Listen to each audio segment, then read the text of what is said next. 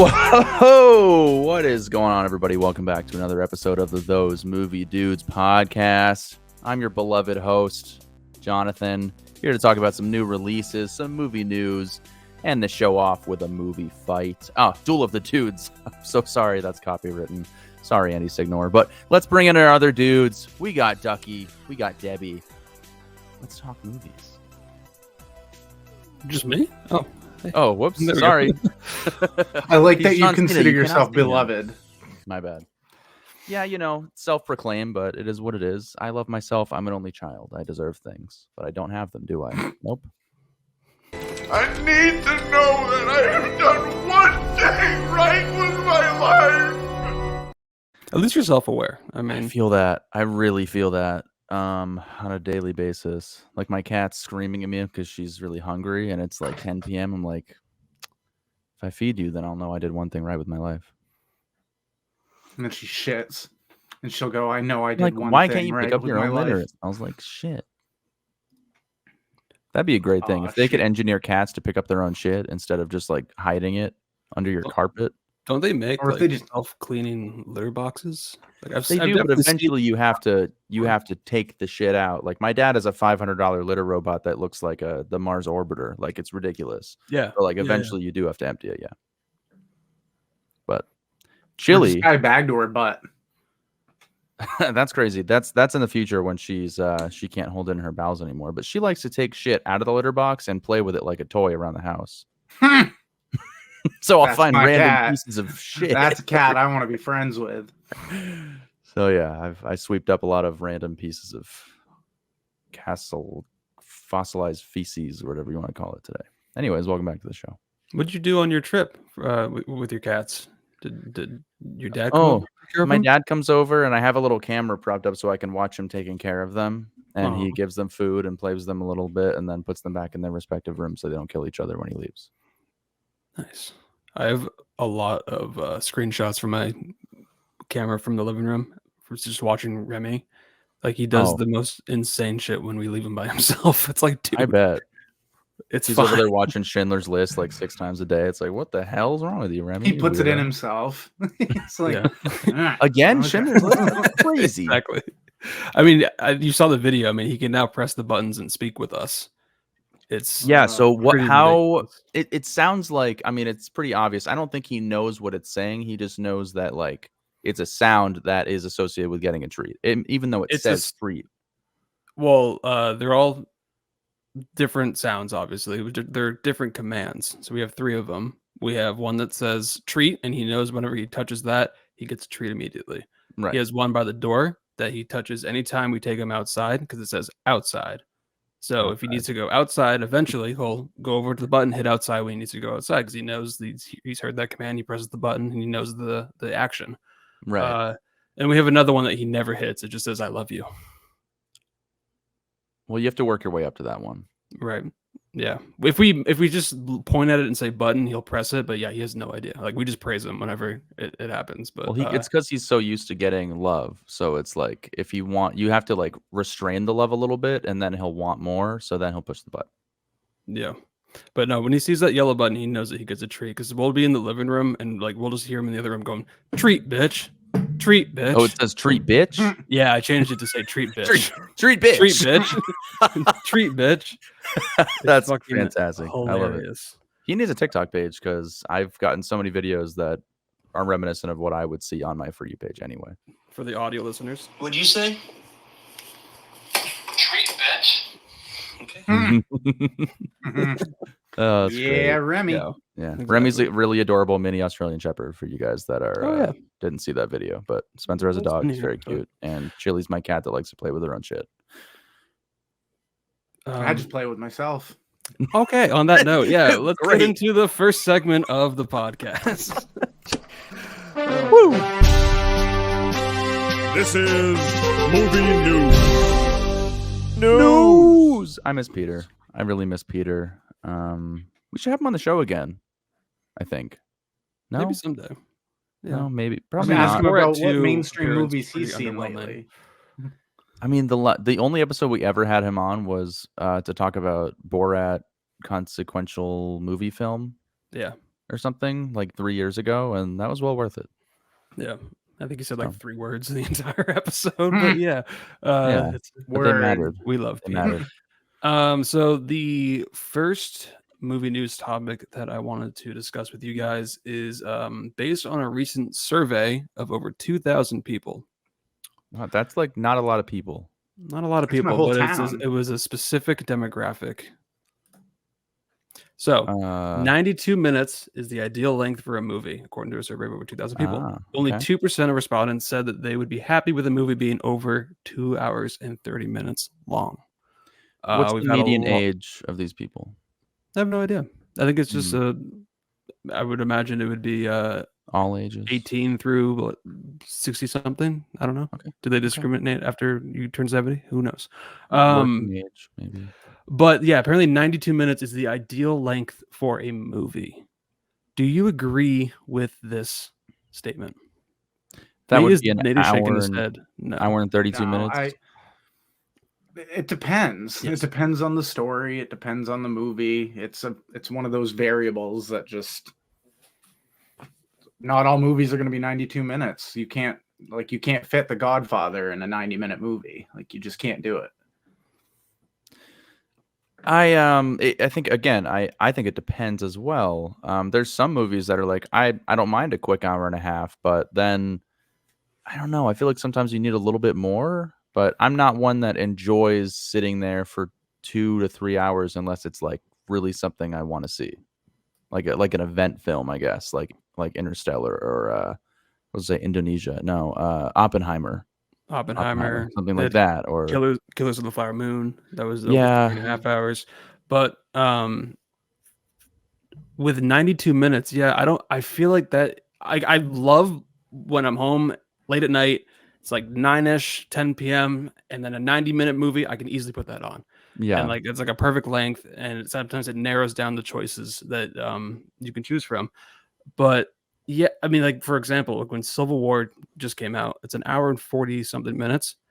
I think the movie could have been 2 hours, or maybe even a little bit more. I think the story could have been fleshed out a little bit more, and we maybe would have gotten, I wouldn't say a better movie, but something that was I don't know, maybe a little bit meatier than what we got with just the shorter cut of Civil War. But I don't know. I think 92 minutes is a little short, but I don't think every movie needs to be 2 hours and 30 minutes long. Like we have The Fall Guy coming out this weekend, and I think that movie is like 2 hours and 20. Challengers was last weekend, that's 2 hours and 15. I mean, it depends on the story, but it really depends on what we're getting into. Like I don't mind like a quick like direct to streaming film that's an hour and a half, because that's the type of movie I'm gonna sit down at home and watch when it's like 9 p.m. and I just want to get a movie through and then go to bed. But if I'm gonna go to the theater, I kind of want to get a meatier film that's more than an hour and a half to really get my money's worth for $20 a ticket, you know. So again, I don't know. It kind of depends. It really just does depend. I'm sure you guys have noticed like Bollywood films are always like 2.5 at like minimum, and sometimes they even get to like 3.5. RRR, which is like one of the most popular films to come out of India in the last couple of years, 2 hours and 30-40 minutes. It gets a long ass movie for sure, but it's highly entertaining, and it moves at a very like fast pace. But it's because they treat going to the movies in India more like we treat going to like a play or a concert or like kind of like a bigger sporting event. Sure, it's why it's a spectacle. It's why they're longer. They're events to go and see these movies. And I think 92 minutes. If you're going to pay, if you're going to go with like say like a date, you're going to spend at least $50. Tickets, concessions. See, that's a date. I feel like is an exception. I think 90 minutes is perfect for a date because that gives you a good amount of time to like go to dinner and stuff, talk about it after. You go to a 3-hour film, your night's over. Maybe. Yeah, let's go to like a 4 o'clock late matinee or something. Yeah. Again, really depends on the situation. But I think an hour, 32 minutes is like the minimum length I would want a movie to be, not like the ideal length. So that is what my question to you guys is. What do you think is the ideal length for you? Like an hour 50, like a solid hour 50 of like really good character-driven story. I was gonna say like 2 hours or 2:05, just like of that experience feel. I just want the story to have enough time to be fleshed out. And it's like when a 2-hour movie flies by, I'm like, okay, that's impressive. Like they were Yeah. able to pace the story the right way. So yeah, I'd go right around the even 2-hour mark. But sometimes, like if it's 2 hours and 15, but it's a really good movie, sometimes that's ideal. So I guess for me, it depends on the movie. But if I were to have it my way, I'd say around the 2-hour mark. Yeah, it really just depends on the story. Because I mean, with TV shows, like Fallout just came out a couple weeks ago, and it's 400 and something minutes, 8 episodes. They're all an hour long. I binged it in a weekend. I mean, like if the story's good and it's entertaining, like I'll sit and watch the whole thing. But if you're gonna go see a movie in the theaters, I think 2 hours is like the perfect amount of time. Like you could tell a good story in 2 hours for sure, and make it cinematic, make it worth it. I think 90 minutes, yeah, like that's a movie I would pop on Netflix late at night, and it's for animated and comedies. I mean those are perfect 90-minute movies. Dramas, that's where it gets kind of tricky. But yeah, dramas. I mean, yeah, I could see like a coming of age, like a quick hour and a half seems a little bit short. Also, maybe like a quick thriller too that leaves a little bit like suspension, like leaves a little bit on the table. Like you have to kind of like figure out what happened at the end. Like Enemy, I feel like that's probably like an hour 40.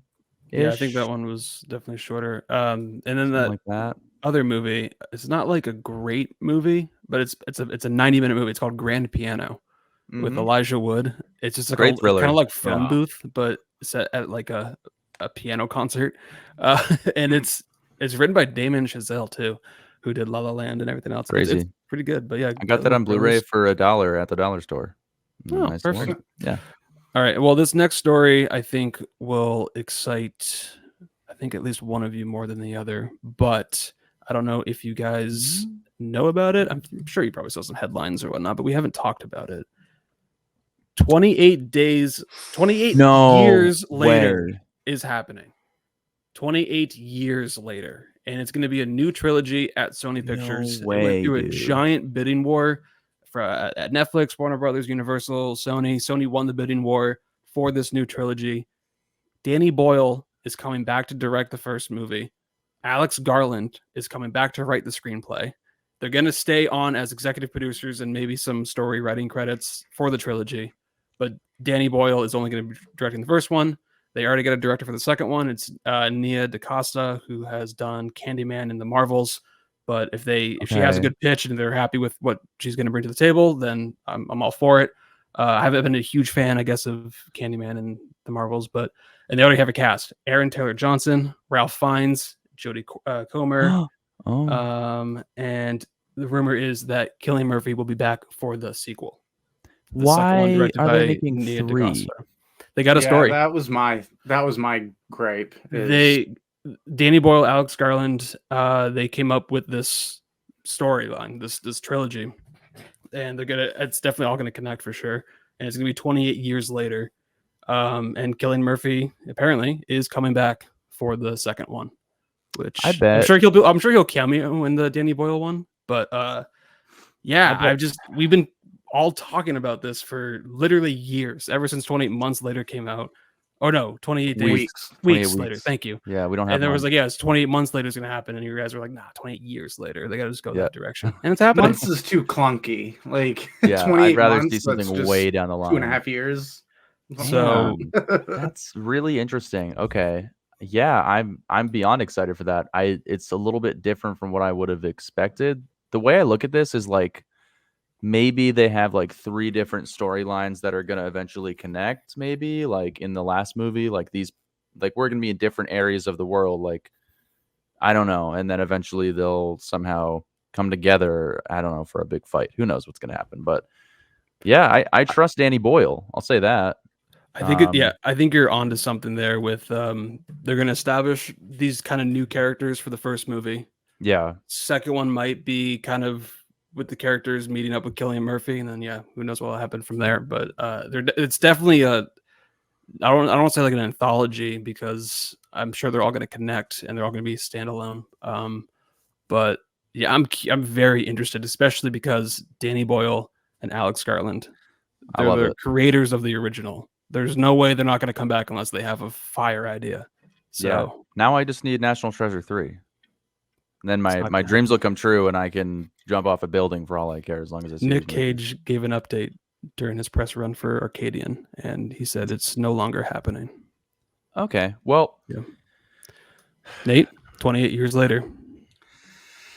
I'm fine with the first movie, like 28 years later rehash, but I don't like that they're promising it's going to be a trilogy, because it's like it was never meant to be a franchise.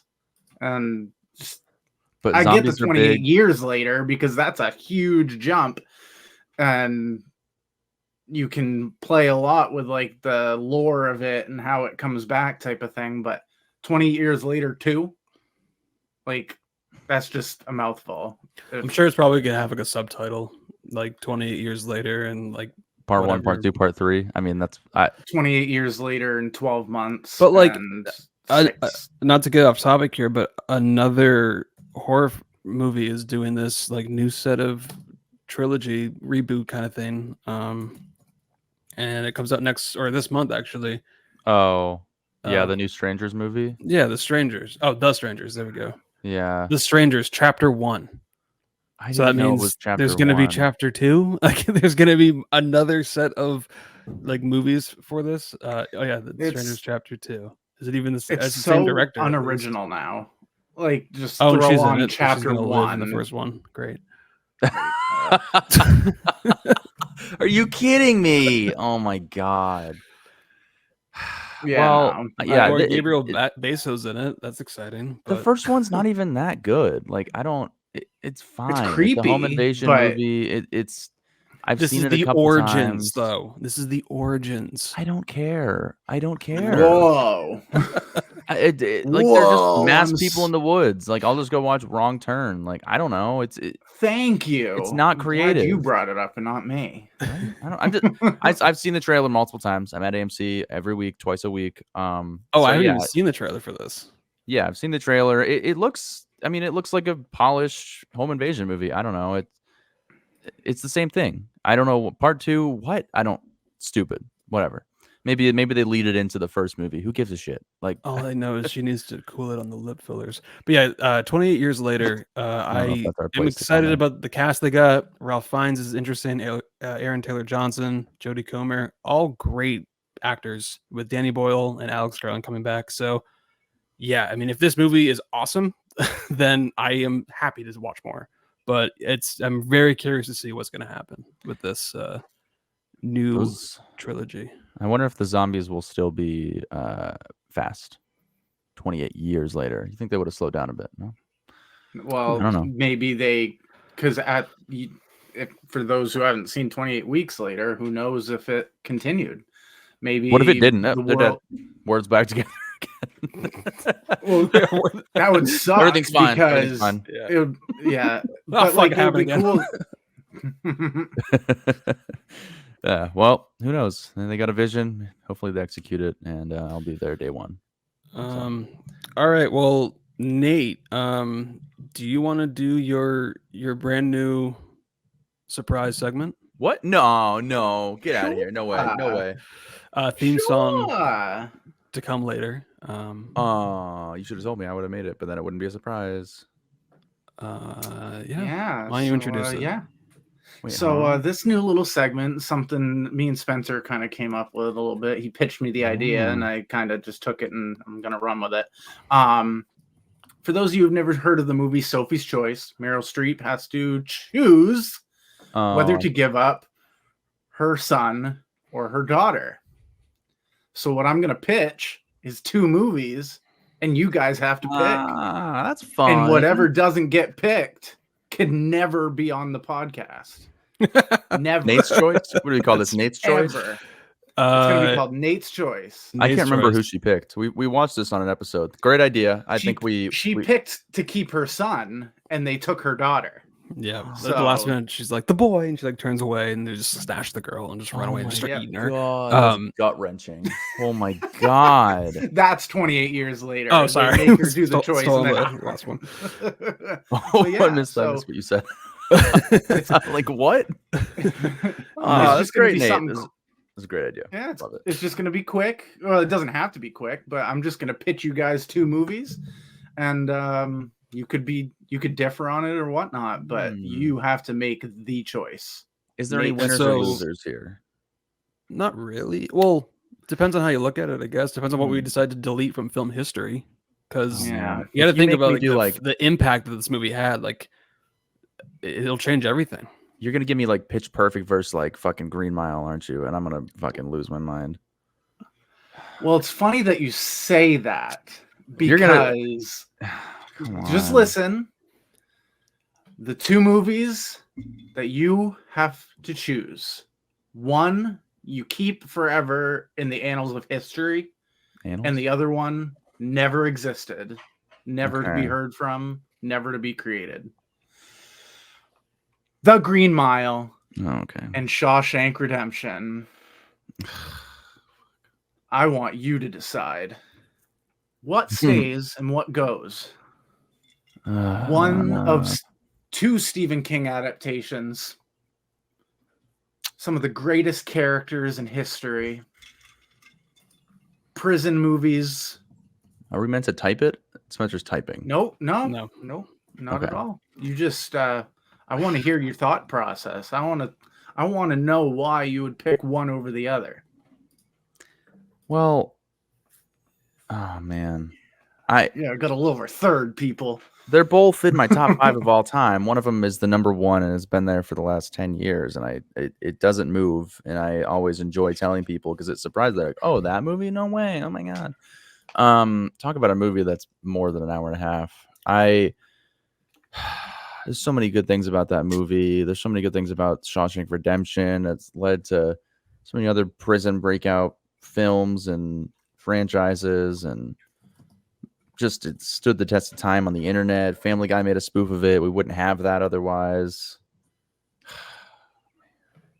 Get rid of Well, Shawshank. think of it like this. If we didn't have Shawshank, we never would have gotten Michael Clark Duncan as John Coffey. But then again, we Wait a wouldn't minute. have Well, that's Tom not fair. Hanks. You're saying if we don't have Shawshank, Green Mile doesn't exist, so it's what are we doing here? Oh, I'm Is that sorry. true? I got that mixed up. No Green Mile, no John Coffey, no amazing story, great characters. People No probably don't care Shawshank, about you don't Michael have- Clark Duncan after that. You don't have Red, you don't have Morgan Freeman and Tim Robbins together. It could change the way Stephen King adaptations went moving forward. Would they still be Yeah. credible? Because you had stuff like Maximum Overdrive and Creep Show, and not saying they're bad movies, but those were kind of some of the adaptations leading into these 90s movies. I do think though, if Shawshank Redemption never existed, I think Green Mile probably wouldn't have existed. But I know that is semantics. I think that rule has to not exist for this. Right. Yeah, Only one because can't affect the other. Shawshank was 1994, Green Mile was 1999, and Stephen King, they were doing horror adaptations, and these two were like his only like drama, like human drama stories. With some, not Shawshank, but Green Mile had some like kind of supernatural like magic or whatever. But John, you're deleting Shawshank Redemption. I have to. I mean, I can't par with the Green Mile as much as I love Shawshank. Like if it's deleted, is it deleted from my memory? Like if I bring it up, It's do people deleted from just- history. Never It's came just out, not never get there. made. Was never So made. Never existed. So I wouldn't know otherwise. So yeah, I'll keep Green Mile. Green Mile. Yeah, past John would never So have that heard means- of Shawshank Redemption. So, if we are to look at the IMDb top 250, you just Shawshank threw a is number major. Is it? Shawshank is number 1. Green Oh, Mile. So wow. that would put The Dark Knight at number 1, Wow, that's right? Or surprising. Godfather at number Godfather. 1. Dark Knight would be 2. Then Dark Knight at 2. And then Godfather Part 2 at 3. And then is it Return to the King? Will 12 be angry, 4. 12 Angry Men. 12 Angry Men. Yeah. So that's changing the landscape of movie listings. And the Green Yes. Mile Taking- is 28 on the top 250. Well, that's a travesty. That should be higher. No, we're out here changing history on the Those Movie Dudes podcast. Spencer, Yeah. do you agree? I think Would I you go with would Shawshank? agree to delete Shawshank Redemption from history. Mm. Because Wow. I think Escape from Alcatraz is a super underrated prison movie, and that movie probably would have got more eyes on it and be talked about a little bit more than it is today. The Clint Eastwood movie, Escape from Alcatraz. Mhm. But yeah, I mean, because since Shawshank Redemption, there really hasn't been prison movies. I mean, there's been prison movies, but there hasn't been like one that like really stands out like this one.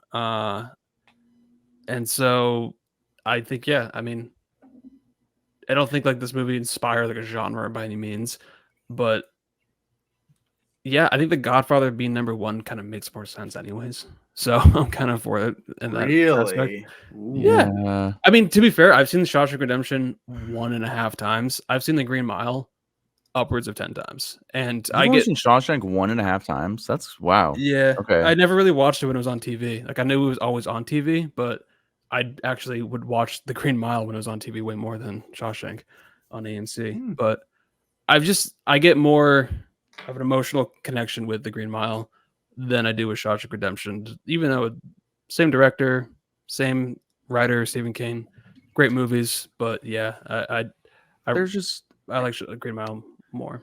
Yeah, I mean, I think also Michael Clark Duncan, that character, I can understand like a story of innocence. Like they're both, it's similar. Like they're both innocent, but I think Michael Clark Duncan, like there's so much like mystical elements to his character. Like where did he come from? Why is he there? Like it's just more so than Shawshank Redemption, which has a great story, but Andy Dufresne, it's kind of cut and dry what his history is for the most part. And I wouldn't agree that The Godfather should be number one, but I think it makes more sense because I think The Godfather's talked about just a little bit more than Shawshank Redemption. I've still never seen it. Interesting. Yeah. But Nate, what would you pick? That's not my. I'm the leader of this. I don't pick, bro. But it's Nate's choice. I'm agreeing. I love both of these movies, but when I can watch both of these movies and love them, they're both 5 out of 5s for me. But The Green Mile affected me in such a way when I used to watch it on VHS and have to switch it, and just it's one of those. The lore behind it and the soundtrack, the meaning behind every single shot, every detail, right down to a T. Especially when he's standing in that door frame and there's just a little extra space or something, whatever your complaint was on our episode. I love that so much. Oh, yes, so yes, funny. yes. Yep. Yeah. He's talking to his wife and he's kind of in the middle of the shot and you can see, Just did not like the blocking of that shot for some reason. One of the best podcast moments in history on our show. Nate was like, Green Mile what? podcast. There's this one thing that always irks me to my fucking core. I'm like, what is it? I mean, like, what could it be? It's this shot where his wife is standing in the kitchen and he's just not in the frame correctly. It's like, what the fuck? Of There's all too much things. space on either side of him or something. It was okay.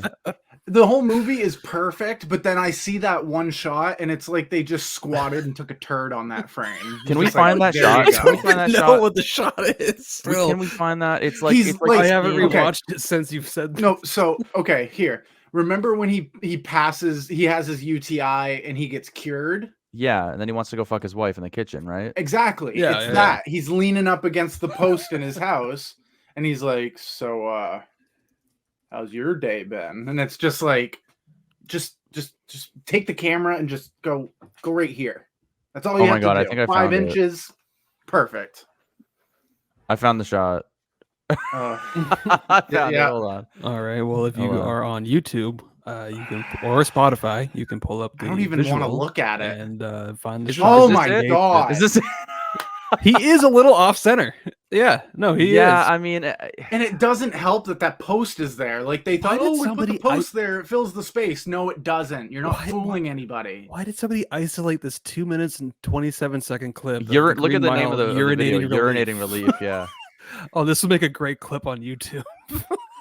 Oh my God. But look, see, everything's framed good. Yeah, You yeah. got it's a the nice little wife shot and in the him. foreground right there. Yeah, and then And then it cuts to that crap. I don't think it's a normal meet. Oh, Oh, Like, look at that okay. shot. All That right, shot all right, was come on. perfect. This is a PG show here. If you're PG-13. comparing this shot to the next shot, I can understand why you prefer one over the other, but it's a Camera guy, medium step close up. back a foot and move to your left 2 steps. Boom, you're We should done. like measure on either side of his shoulder.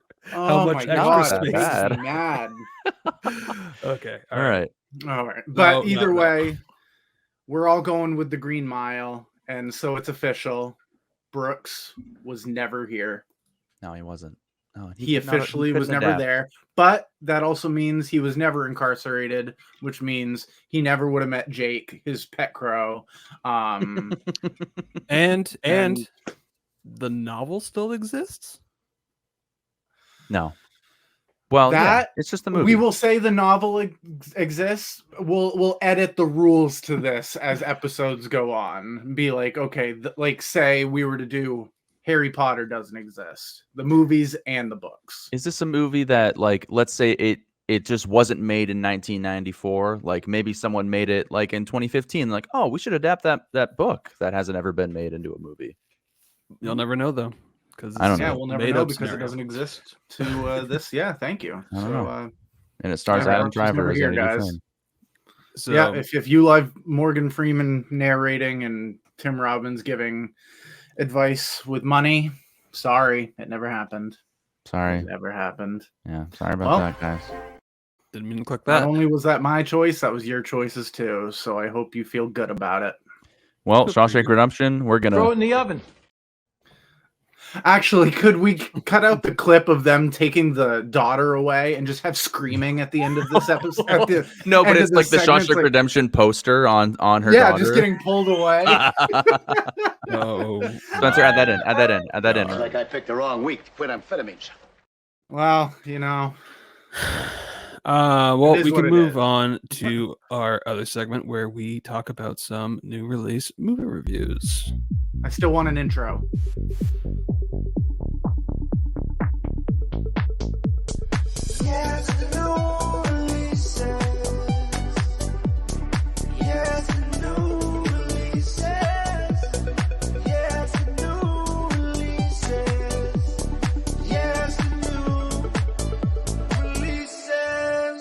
Oh, that head turn at the end. Imagine that in like Wow. 120 frames per second. That'd be fucking crazy. Imagine the MGM lion, but it's just. It's just you. What movie did I just see with MGM? I saw something. Was it Challengers? Challengers. Yeah, it was MGM. Duh. Speaking of, Arts for What art's is this? sake, bro. 100 years on MGM too. Except they got rid of the lion roar in the actual thing. I wish they kept it. Yeah, Leo the lion, cut for time, possibly. bastards. Well. Anyway, new releases, everybody. This is the segment where we talk about new releases that would have just come out in theaters or streaming or somewhere, and we talk about them and give our thoughts on those new release films. So yeah, I'm out of breath from doing the gritty in my living room, but what shall we start with, fellas? Challengers. Oh. Oh, this one's gonna be a Okay. challenge. So Stupid. Throw it in the oven. Did we all see this? Probably not. yes. Yes. What? Wow. Okay, that's because we're all obsessed. I with went to the Zendaya theaters equally. specifically to watch this movie in theaters because I had to see that. Right? had to Because see you're a Zendaya big on the tennis big fan, right? screen. You just love tennis. That was just an added on bonus. Yeah. No, we all love tennis. Spencer, why don't you give a quick little synopsis on for the people who don't know what Challengers is? I'm good. How about you do it? No, you know that I'm not good at this. Okay, Nathan is All right. here. All right, Nate, help us because mine will be Okay. very not good. Tennis No. player. No. Get rid of that. Get rid of that. We wanted Nate's thoughts on what the synopsis is. Oh, my thought? Oh, you don't want me to read it? Okay. No. I want you to say the synopsis off the top of your head on what you think Challengers is. Okay, so Zendaya basically coaches her husband, who's a pro tennis player who's in a slump. And then they go to a kind of an intro tournament to get into the tournament that gets you into the tournament. And he ends up playing his former best friend, who Zendaya has history with both. Boom. And Boom and chakalaka. Zendaya has For the first 10 now minutes. officially completed the prophecy. Oh, she's gonna get an Oscar now because she. Nope. So No. Okay. a I movie came out in wish. the early 2000s, a little known movie called Spider-Man, and Kirsten Dunst was in that movie, and she went on to star in a tennis film called like Wimbledon with Paul Bettany or something. So she was in a tennis movie. Oh, The and then Amazing Emma Spider-Man, Stone. Emma Stone. She was in the Battle of the Battle of the Sexes with Steve Sexes. Carell, tennis movie. What? Zendaya, MJ, the new MJ MCU, Spider-Man, Tom Holland, tennis movie. That's got to be in the contract when you sign up for a Marvel movie. It's like, I hey, think you it can't is. talk about get any a tennis specifics of this movie. movie, think it and is. you have to do a tennis movie. Any love interest of Spider-Man is doing a fucking tennis movie for us after, okay? Oh Like, my And you have to date God. the Spider-Man. And this is Yeah, the only and you one have to where date it's the actually Spider-Man in real working life. out. Exactly. Did Kirsten Dunst date Tobey Maguire in real life? I don't know. Yep. I think they did, Andrew but Garfield, They Emma did, Stone? yeah. they totally did. Yep. Miles Morales, Emma Myers? Wait, Well, Miles maybe. Morales is not the real. Haley not a real person. Steinfeld? No. Haley Steinfeld, But Emma then Myers? Zendaya and Tom Holland might get Are you married. talking about the Cross the Spider-Verse? Yeah. Haley Steinfeld and whoever played Miles Morales. Did they date in real life? And if was it Josh Allen, he Buffalo wishes quarterback? for sure. Yeah. But okay, yeah. So challengers. I was pretty hyped about this movie. I don't know about you guys, but I really like the trailer. I love the director. He does very interesting stuff. And he does different genres too. Like he did Call Me by Your Name, which is a nice little human drama. He did Suspiria remake, which is a crazy ass horror movie. Bones and All, which is like a kind of a weird cannibal, almost like ghost movie, which is really, really fascinating. And then now he does a tennis movie. So like his range is just phenomenal, and he's so good at creating fascinating characters. And with Zendaya on board, and it was about tennis, and I heard that the filmmaking was great, so I was pretty hyped about it. And then seeing that it had a 4.2 on Letterboxd, 96% Rotten Tomatoes, 7.7 on IMDb, like it had a lot of good reviews. So I was very hyped and went and saw it Friday night. I don't think I've seen any of these other Mary Jane tennis films, so this is the only one that I have in terms of a data point for tennis films with former Mary Janes. But yeah, I was also very hyped for this movie. Zendaya being in it is really all I needed to hear. And the trailer that I saw 30 times also got me in the theater. That's the thing, is like I see these trailers so many times. Free Guy, I'm not that excited for because I've seen it that many times. Why don't you deliberately show up like 15, 20 minutes after the start time to avoid all these trailers? Because you already have your assigned seat. So I mean, you can roll up, rate, like time it so like you get there right in time. I haven't, but sometimes I'm like, oh, maybe there's a new trailer. There usually isn't. Right. But yeah, no. After seeing this trailer so many times, I still really wanted to see the movie. I was hoping it would be the mystery movie. It wasn't, so I had to go see it Thursday night. Thursday night showing of Challengers. But yeah, I think the filmmaking was very good. Spencer mentioned that he got a lot of hype for the soundtrack. That was something I paid attention to. Yes. It was very, very good. It made Trent Reznor and Atticus Ross. They did Pixar Soul. They did The Social Network. They do David Fincher's The Girl with the Dragon Tattoo. They do great work. Yeah, and it was necessary because this movie does like jump back and forth through like different areas of their relationship and the timeline of the tennis match that you see in the very beginning of the film. So like it warrants having like a fast pace, kind of tension driven score. And I think that was done really well because like for a tennis movie, this was pretty exhilarating. So yeah. Nate, what'd you know about this going on? Or like what was your hype level, I guess, going into it? Like I try not to go in super hyped anymore because most of the time it lets me down unless it's like a really big movie that I know I'm probably gonna like. I learned that the hard way with the Zone of Interest. I was super pumped for it. Sure. Didn't really care for it. Yeah. But I think I might have seen this trailer once, but it's Zendaya in a tennis movie. Any movies with sports just adds that competitive, intense feeling that sports give, just exhilarating. So right. I'll take that any day of the week. I'm just gonna come out and say it. This is probably one of my favorite movies of the year, and it probably will stay one of my favorite movies of the year. I fucking love this movie. The soundtrack is incredible. I hope it gets an Oscar nomination. Zendaya in her first leading role, Was it? crushing it. Yeah, she's only really been in supporting roles and on TV shows. I mean, Euphoria she's not really the lead though. It's an ensemble. The character's kind of centered around. I mean, the story's centered around her character, but this is the first time like leading a movie, and her character in this movie is diabolical. She is fucking crazy. So hateful. It's Yeah. like I wanted to like her character, but just everything she Right. did, I was like, no. Because Zendaya Sorry. is so likable. I mean, she's great in everything that she's in, but she's never really gotten to play a character like this that has a little bit of malicious intent and is kind of playing a tennis match in her real life. And I loved just how they chose to edit this movie, how they chose to shoot this movie, compared with the performances and the score, everything about this movie. I was just kind of like blown away by, and I'm like, they did not need to go this hard for a love triangle sports movie, but they decided to go that hard, and I was all for it. So I loved this movie. Nate, what do you think? Loved. Damn. Yes. Nate, This has probably been some of the best like sports translated to film movies ever.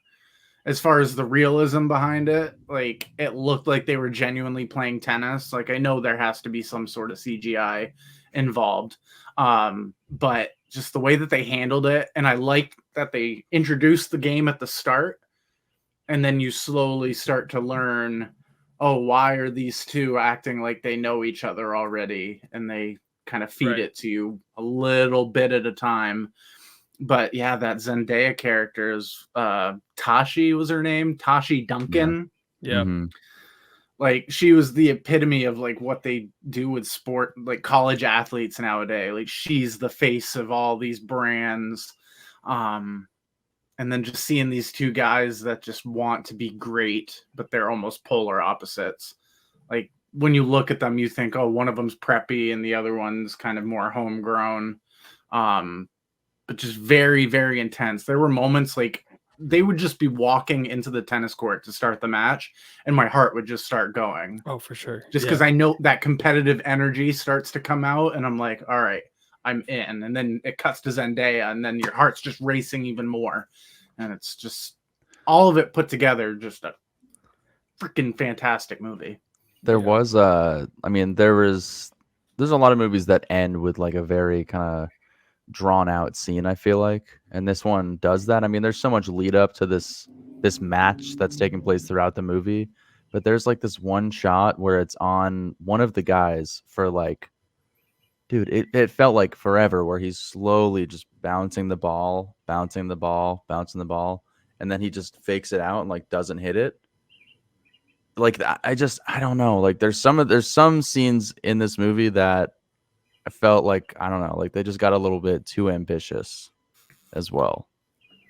Like with I thought their messaging behind what they were doing was really clever, because they hint and talk about some things earlier in the movie, like with the way they hold the ball in the racket and how they shot that exactly. Yes, and brilliant. So as the movie got towards the climax and you started seeing more of the match, I'm like, at some point he's gonna do his serve and not his own, and that's gonna signify everything that's happened. Right. Yeah. and the ball bouncing is him contemplating every decision that he's about to make. Do I do this? It's him. Do I say it in it? They do very ambitious stuff for sure throughout this movie. I mean, there's a scene where the camera is the tennis ball, and that was cool. And it was awesome. That was awesome. And there's a shot that's like underneath the tennis courts where there's them standing on some like glass like plane or paint or something, bouncing it, and he's bouncing the ball, and like and there's one shot too where she's sitting in the center and it's like split, and then he's on one side, the other guy's on the other side, and it's this one shot that's so stylized. Like if you had told me that this movie was based off of an anime, I totally would have believed you, but it's done in an anime style, which is so random for a tennis romance movie. But that's the other thing. I thought the whole love triangle and the way that they kind of cut between the different years to tell the story, and like you get more information as the movie progresses. So once you rewatch it, you can pick up on so many more little things that you missed. And I'm really looking forward to doing that. But I just love that you really got to see Zendaya shine in the lead role. Like there's one scene towards the end of the movie where she's talking with what's his name? It's Josh O'Connor's the actor, Patrick, outside against like a building, and they're scheming something, and she's just looking at him with like one eye a little bit bigger than the other one's a little bit squinted, and she's just like so like locked in, and it's just phenomenal. So she owns every scene she's in. Like, I mean, this when given the reins, I feel like she just, I guess the only other movie I could think of where she's given the opportunity was like Malcolm and Marie, or I guess Euphoria, where like when she has a scene to herself, she just takes over the screen completely. Like she has, I mean, this movie is a good example because she has like so much mental control over these guys that like there's even a scene where he's like, can you just hold me till I fall asleep? It's like, yeah, absolutely. Like I would cower in fear at this character, but that was also kind of a gripe with me because I wanted to like her so much, you know? And I feel like that was like the one thing about this movie that dragged it down a little bit, is like cool and kind of badass and controlling that she was. I'm like, I want to like you, but I don't like you. I'd argue they're all pretty unlikable. They all do some very terrible things, and they're not good to each other either. I mean, I would. What's the other guy's name? Art. I'm on Art's side. I'm on his side. You are until you kind of realize he's the reason she got injured, for sure. He set up a fight for them to have where she was not going to be able to perform on her best, and then she got that knee injury. She didn't show up to the match because I got into a fight. She noticed, fucked up. Art planted that because he knew he was going to get a little something out of it too. A career. Wait, what? The injury was his fault, you think? That's also Zendaya's intention with the story, was to set that up that way. But it's they planted the seeds there because Art and Patrick were having the conversation when he comes back from doing a tour and they're at college. Oh, and yes, and they're in the cafeteria talking. Yeah, and he's like, yes, oh well, like she knows that you don't love her, and like you're fucking other girls on tour, and he's like setting them up to have a fight. So when they have the fight and he doesn't go to her tennis match, she gets injured. Her mind's on something else, and then all of a sudden now Art gets this ginormous tennis career based off her connections and her name, but then again he also gets the girl. But then the girl doesn't love him back, which is so heartbreaking. Like, yeah, it's like you see them, he's trying to have a connection with her, and all she wants to think about is tennis. That's it. Right. They kiss. Oh, tennis. She's like, evil. she'll always give these backhanded comments like, oh, you could beat him if you worked on your backhand. Like, come on. Yeah. I mean, her true love was tennis. And I mean, when it was taken away from her, she did everything she could to have control over these other people's tennis careers. I mean, it makes sense. I mean, that's exactly what happened. So she just still wanted to win. I mean, that's just like, I guess, an athlete's mindset. Like, I don't care what I have to do. I don't care who gets in the way. I got to win. Yeah. And if she's not going to be playing, then she gets to control the narrative still and make sure she's paired with the person that will win. That's why that end shot, won't spoil it, but it's perfect because she screams, "Let's go!" But anyways, I just, that's where my one gripe is. The last shot. Yeah, because who won? Well, I think the athlete in me. Who won? It's more so about her like getting her love for the sport back or something like that. Like nobody won. Like it cuts before you know who won. Didn't they just kind of like hug it out? Well, Patrick's ahead by 1. He's up advantage. It's advantage Patrick. And then he jumps up to like spike it and he hits the net. So if that's the case, Patrick moves on. I got to rewatch this scene because I thought that he had just spiked it. And then the other guy, Patrick, was like, fuck it. I don't care. I just want to be friends again. Like, that's why they had the hug, or like they just basically like buried the hatchet. So like I took it as in like, and then when she stood up and screamed, "Let's go!" I thought that was her like, I won, and I don't give a fuck that they're reconnecting. I won. Hmm. So Yeah. that's Well, it ways happens. to think It about happens it. so fast. I've only seen it once. I kind of don't really know if that's legit or not. I mean, they did I'd try to watch leave it again. up for a little bit of interpretation, but it was just very, very well done.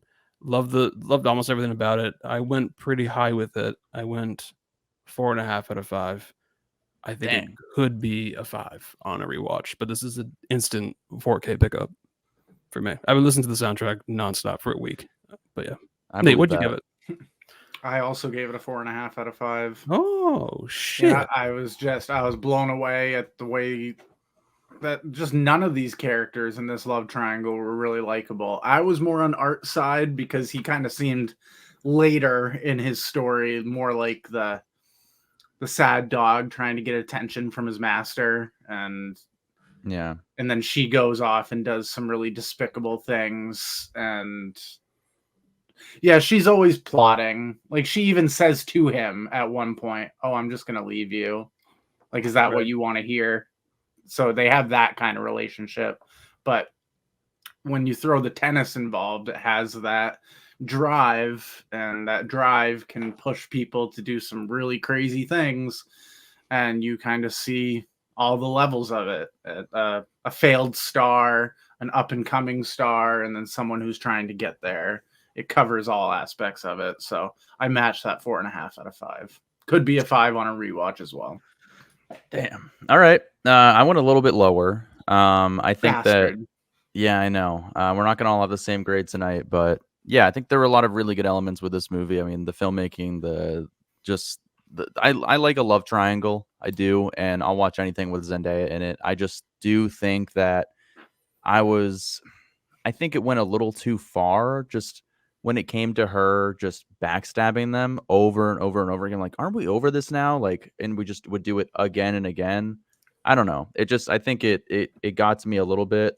I would rewatch it though, because it was just such a fun movie. So yeah, I gave this a 3.5 out of 5. 3.5. Behind Nice. Space Man on my list. It's number 7, number 8. I'm very curious to see how it's gonna hold up for me towards the end of the year because like I loved it. Yeah. And she's fantastic. I would love to see some awards recognition for her because it's very deserved. It's gotta fucking get a score nomination. Like, I am gonna be screaming from the hilltops. Like, it needs the score nomination. I can see Isn't she a sole cinematography producer too? She is, yeah. So if it gets Wow. picture, she would probably get an Oscar nomination. I don't think she has a nomination for this. I think there'll be other stuff, but it's still a great performance. Would you guys want to do one of our other 2 movies you had on the slate since we're getting a little long here? Or you want to do and then Yeah, why don't you do Boy Kills World? am I the only one who's seen this? I have not seen it. I have not either. You've not? Well, have you guys seen the other one? Both of you? I don't know what the other one is. Oh. Infested? Yeah, have you seen that? Nate? Mm-hmm. Oh, and Nate and Spencer's also seen it. Yes. Okay, do that one. Okay. So,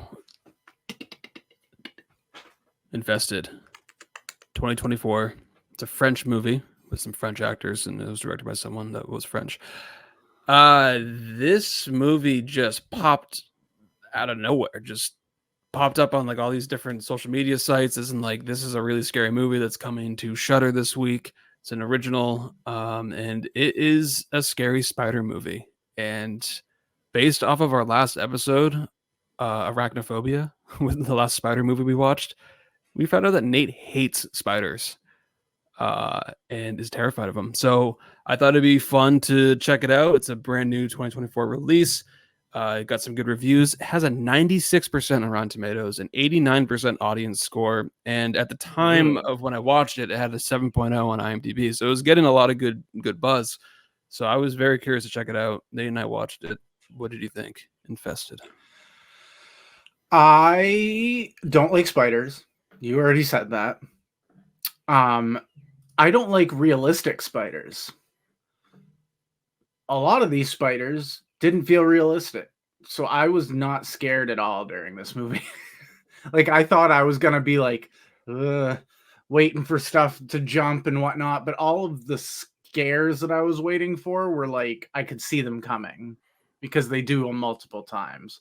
But I think it's a great looking movie, and I think having this cast kind of conflicted with each other, all these different relationships going on, this guy kind of trying to do better, and he's caught in just a crummy living situation.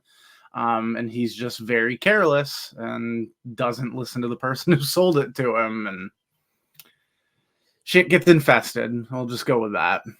Right. Because it's crazy. And there really isn't a good amount of creature features that get made anymore, and in particular spider movies. You don't really see spider movies, at least that like a good, well-reviewed spider movie like this. And not Sting, the movie that came out that nobody watched. I would argue, I mean, I haven't seen Sting, but I would argue that Infested is probably the better spider movie over Sting.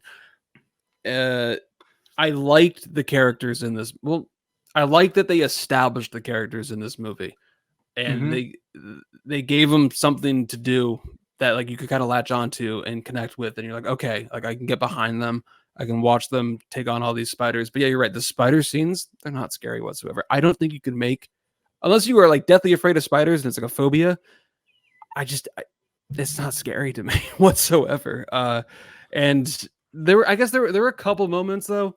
Like there's a couple of scenes where they're running up the stairs and there's like kind of going up the stairs like in a circle, and then every time the camera like pans back, like a bigger spider just comes around the corner like really fast, and it just keeps happening. And it's like, okay, that was a little freaky. But like the scariest part of my experience when I was watching this movie was I was watching this movie and I literally felt something crawling on my leg, and I looked down and I turned on my phone light and it was a tick. So that was the scariest part of the movie for me, was that I could feel something crawling on me. It was during this scene when like the other guy was like raiding the room and he was opening up, he held that shoebox and all the little ones came out. It was that scene. And so I felt a little too immersed in that moment. But 4D entertainment. But for a creature feature, a spider movie, and for a Shudder original, I do think it's solid. I think it's well shot. It's pretty well made. I just don't think it's that scary. That's like my biggest gripe though for a horror movie is it should be scary. Yeah, like there was some creepy moments. Like there was one with one of the tenants, one of the neighbors that they were close with, where it's kind of a side profile close up of her face, and then you just see the two legs kind of come out, and so you're like, oh god, this person's infested. But I wish I do like that the characters were fleshed out. I just wish that the friendship that was involved between the two guys, how they were like really close friends. I wish we had seen more instead of just having them talk about it and reveal what happened. Yeah. Like, oh yeah, he did this, this, and this, and so he's not my friend anymore. And like, the stuff with the police felt so unrealistic and so just thrown in there. They wouldn't do that. Yeah, like, no. I don't want to give it away, but like the police are like, I don't know, like I don't even. They're like military, like they're like. They're almost what like we say goes. We have free reign syndicate. Like it was just like, what the fuck is going on in this world? And I was actually even curious. Like the apartment complex is such a unique building. Like it's a circle. Like, it was weird looking. I'm like, is that a real building? Like somewhere in France? Like I was gonna look it up, but then at the end, whatever. I gave it a 3 out of 5. Bro, I gave it a 3 out of 5. All right. It was on the better side. I just wish some of the character arcs and storylines were kind of explained a little bit more. But the characters did enough. They seemed like a close-knit group of friends that had to get through this predicament. They were trying to help people. They were trying to convince them. I agree. The police work was just terrible. If you have victims pushing on a door to try and escape, you do not tell them to go back to their room. Like you just don't do that. And like, I'm not a cop. I wouldn't know. I've never been in that situation, but Yeah, I agree with you. It just wasn't that scary. At least with Arachnophobia, sure it was cheesy, sure it was kind of dumb, but some of the creepy shots of the giant tarantulas in that were just chilling. Where in this one, it was almost like they used some real spiders for like close-ups and whatnot, but a lot of it was just a lot of CGI junk that didn't look that great. I will say there is a creepy shot towards the end with a giant spider in a car that looked cool and it looked menacing. But by then it was like, oh, I know what's going to happen now. So it was pretty I match your funny theory. how fast these spiders went to work the second they Oh, got yeah. to that apartment complex. Like they went to fucking work. It was insane. And you don't get that from the beginning, really. Like you just see how Not dangerous they are. You don't see that opening was horrible too. It was so bad. I was like, really? This is the movie we're about to watch? And then once the apartment stuff happens, okay, it's better now. But that like felt like a straight out of like the Asylum DVD series or Sci-Fi Channel like that you'd see. I'm like, what is happening in this opening scene? They're just in another country and they come upon a nest and then cut to London or wherever it is, France. If you have Shudder, I definitely think it's worth watching. If you are trying to watch some new release movies and want to watch, if you're scared of spiders, I think you'll get some jumps out of it. But some guy said it's like Attack the Block meets The Hind. Okay. So I just read a review. Yeah, neither of those movies have spiders. Anyways, like, what? I think it's worth good, watching. But that's a very weird comparison. But who knows? John, we got time. You're the only person in the world that saw Boy Kills World. Well, I'm the only person that saw it on AMC Mystery Movie Monday when I was hoping it would be Challengers. Instead, it was Bill Skarsgård, who I didn't realize was a different person from Alexander Skarsgård, seeing Killing the World. It made $1.4 million opening weekend. Damn, that's one really of low. The biggest box office bombs in history already. And wow, you got to see it. And you might be the only person that has seen Boy Kills World. Is it a spoof of Boy Meets World? No, I think it's completely unrelated. Boy Meets World is like a 1990s like sitcom, right? Yeah, or something like that, or 80s. I don't even know. I've never seen the show. It was okay. I will say what I really liked about this movie is it had very, very solid action scenes, and in my opinion, a lot better than Monkey Man. Although completely different narrative, completely different tone of the film. It is what it is. You can actually see the action. It was very like reminiscent of, to me, The Raid. If you watch it, you will agree with me. Like the action scenes are brutal, filmed very well, and very entertaining. Aside from that, I'm gonna be honest, I don't really remember that much about the movie because it was almost 2 weeks ago. But I do remember being entertained, but a little disappointed that I wasn't watching Challengers. So, yeah, it's fine. Bill Skarsgård doesn't really say anything throughout the movie, which is another. I've heard his inner monologue is the character Archer, like it's the actual voice actor playing Archer. Oh yeah, okay, yes, that is true. Yeah, his inner monologue is that actor the whole movie. John H. Benjamin or H. John Benjamin. Whatever his name is. Like the whole idea is like he has a very traumatic childhood or something like that. Like, and there's a lot of mystery behind it that is revealed eventually. But he's like playing one of those arcade games, and I guess that's the voice behind whatever character he was playing as, and that's what he decided to make his inner monologue for his whole life. So, I didn't find that funny. I think that joke for me fell flat, and that is the whole movie, is listening to that voice, which is like almost like a Gilbert Gottfried-esque type of voice in pop culture. So that didn't sit super well with me, but I did think the movie was pretty funny. So with good action scenes, it's not bad. Boy Kills World. Okay, so move on. 3.5 out of 5. Damn, that was pretty it's high. Yeah, same grade you give Challengers. Should have fucking enjoy it then. Yeah, it was not bad. I don't know if I would like. Again, it didn't make a lot of money. I would probably recommend to watch it at home if you want to kill an hour and a half, 2 hours. Yeah, interesting. Okay.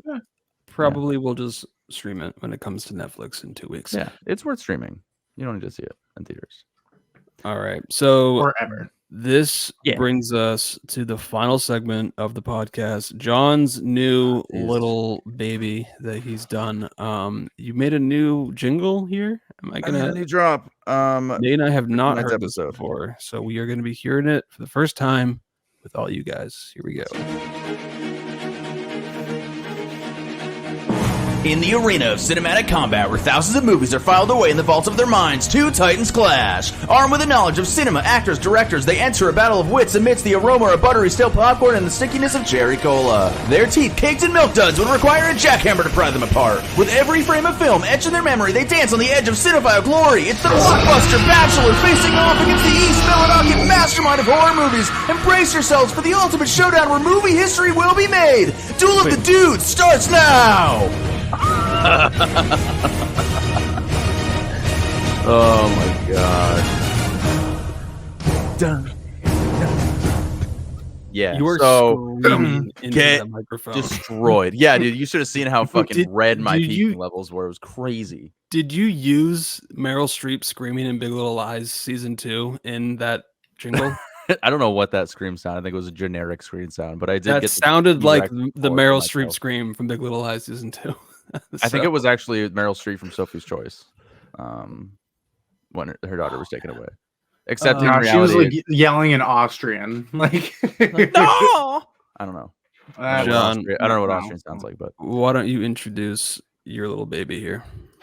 okay, I do not have the actual notes written out, but this is Duel of the Dudes, which is a segment where two dudes will be facing off against one another for a battle of who has the better argument for a movie prompt related question. Today, Spencer will be the unbiased moderator. His job is to determine, based on our arguments, who wins the Duel of the Dudes. We will have a 1-minute opening argument for each dude, 30-second rebuttal, 30-second closing statement. First to win 2 of these fights, duels, will be crowned the mainstream Duel of the Dudes champion of the day. Okay. The first part, how long is that? Is it a minute and a half or a minute? So your opening statement is 60 seconds. That's a minute. Okay. Yeah. And then it goes 30 seconds and then it goes 10. 30 seconds. 30 seconds, 30 seconds.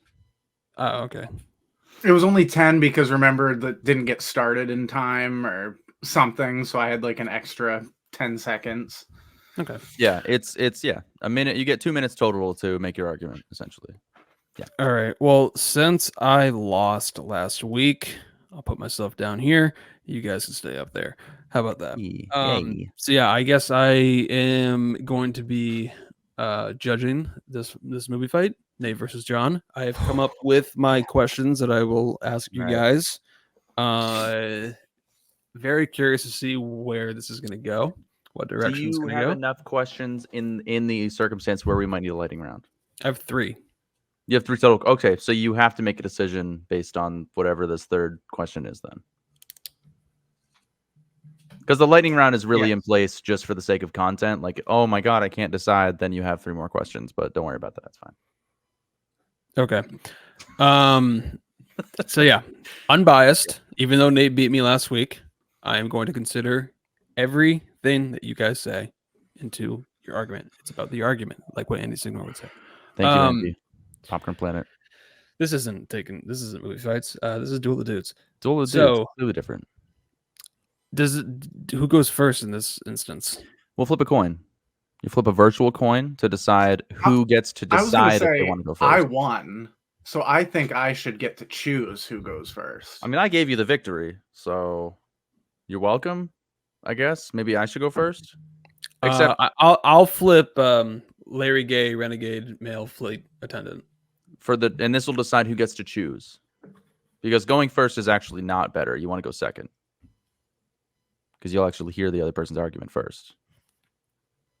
Either way, Heads and Heads. tails. It's good. Heads. Get to go Nate. first.